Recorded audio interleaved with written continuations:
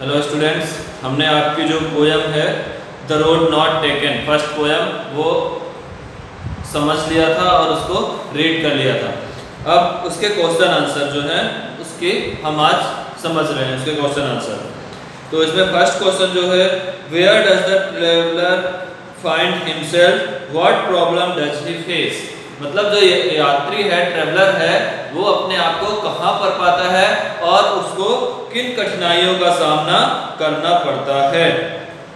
ठीक है, यात्री जो है वो अपने आप को कहाँ पर पाता है और उसको किन कठिनाइयों का सामना करना पड़ता है। तो यात्री अपने आप को कहाँ पर पाता है, तो इसका आंसर जो है वो है the traveller find himself at an intersection of two roads in a forest. मतलब कि यात्री जो है, राहगीर जो है, वो अपने आप को कहाँ पे पाता है, जंगल में एक ऐसी जगह पे पाता है जहाँ पे एक रास्ते दो तरफ जा रहे हो, मतलब दो तरफ रास्ते वहां से मुड़ रहे हो, दो तरफ के रास्ते वहां से कट रहे हो, ऐसी जगह पे वो अपने आप को पाता है। What problem does he face, अब उसको किन प्रॉब्लम का जो है कठिनाइयों का सामना करना पड़ता है, उसको इन कठिनाइयों का सामना करना पड़ता है।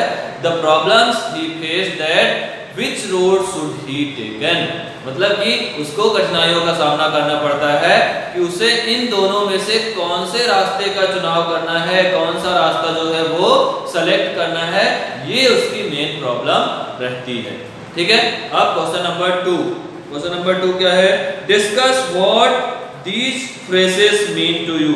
ये जो फ्रेज हैं, ये जो वाक्यांश हैं, इनका मीनिंग आपके लिए क्या है, इसके बारे में डिस्कस करना है।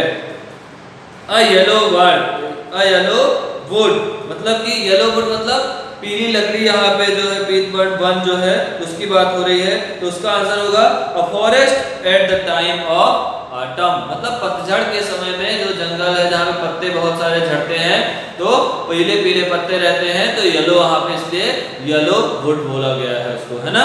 तो उसका क्या होगा answer, a forest at the time of autumn, पतझड़ के समय का जंगल। उसके बाद दूसरा देखते हैं, it was grassy and wanted wear, मतलब कि इट वॉज ग्रासी घास युक्त था और क्या था, घिसी नहीं थी।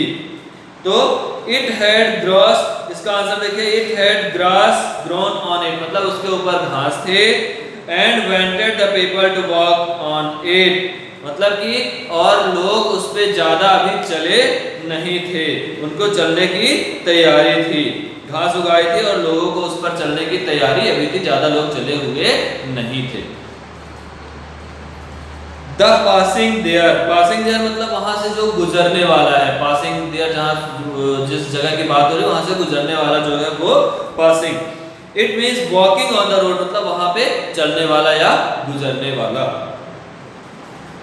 Leaves no step had trodden back, leaves no step had trodden back, मतलब कि ऐसी पत्तियां, the leaves which had not been walked over, मतलब जिस पर अभी चला नहीं गया, पत्तियां वहां पे गिरी हुई हैं लेकिन उनके ऊपर से भी कोई भी गया नहीं है, मतलब अभी भी वहां पे एकदम कोई भी नहीं गया उस रास्ते से, पत्तियां गिरी हुई हैं लेकिन कोई गया नहीं है।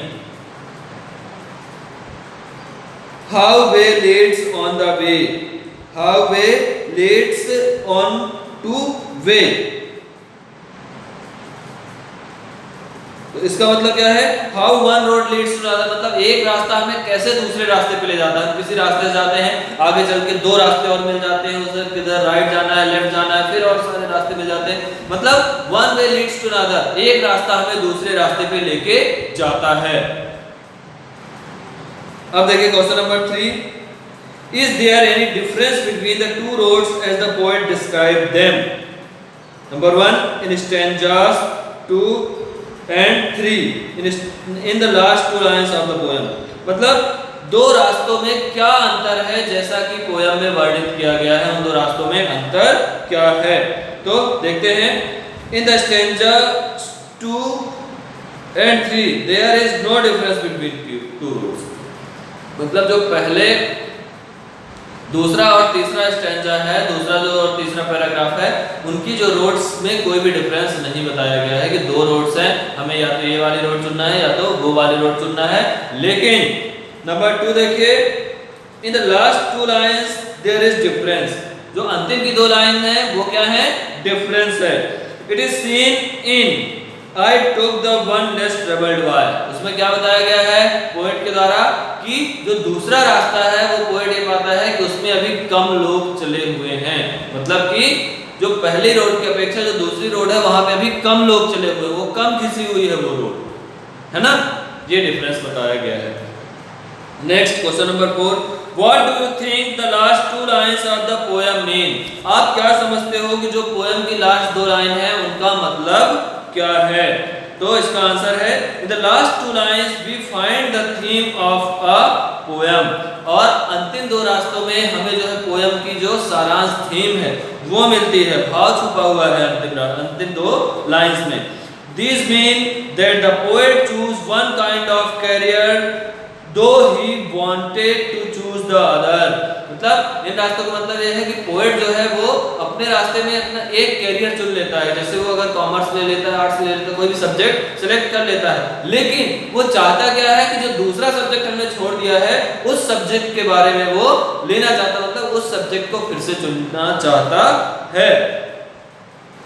And this had made all the difference in his life. और इसी के कारण उसके पूरे जीवन में डिफरेंस है, जो भी कठिनाइयां हैं या जो भी अच्छाइयां हैं वो इन्हीं के कारण है, अंतर आया है उसके कारण उनके जीवन में। He now thinks that if had taken the other one, life would be perhaps have been different। अब वो ये सोच रहा है कि अगर वो दूसरा रास्ता जो है उसको चुना होता, उसको सेलेक्ट किया होता, तो उसका जीवन जो है अलग प्रकार से होता, अभी दूसरी तरह से होता। अब इसमें सेकेंड वाला देखिए, Have you ever had to make a difficult choice or do you think you will have difficult choices to make? How will you make the choice? For what reasons? After you have made a choice, do you always think about what might have been or do you accept the reality? ये दोनों question आपको स्वयं से करना है कि आपने क्या अभी ऐसा कभी किया है कि 2 रास्ते या 2 चीजों में से किसी एक का सेलेक्ट करना पड़ेगा, चाहे वो घर की बात हो कि नहीं हमें ये वाली चीज चाहिए, ये ड्रेस लेनी है, ऐसा करना है, वैसा करना है।